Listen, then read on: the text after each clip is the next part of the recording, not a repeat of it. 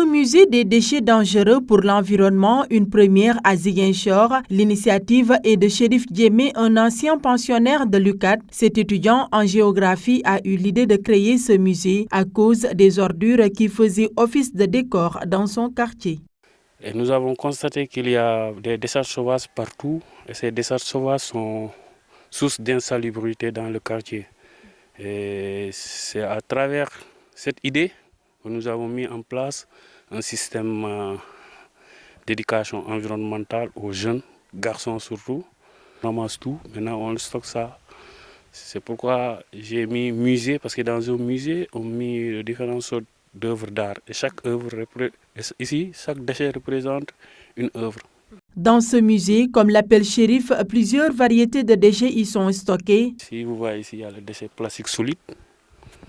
Il y a les déchets plastiques de l'autre côté, il y a les verres, il y a les déchets électroniques, il y a du terreau là-bas, il y a même des pots également, il y a aussi des pneus. Avec Chérif, rien ne se perd, il transforme tout. Avec peu de moyens, cet amoureux de l'environnement présente une variété de créations issues du recyclage. Prenons des pneus là, on fait des pots de fleurs, on fait des ceintures, on fait des miroirs, vous voyez, on fait même des tableaux d'art.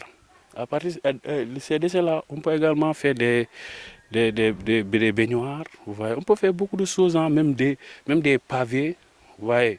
En plus de son profil d'entrepreneur, Chérif Djemé a une véritable conscience écologique. De tout temps, il sensibilise sur les conséquences sanitaires et environnementales des déchets. On sait bien que ces déchets-là, surtout les déchets plastiques, sont cancérigènes.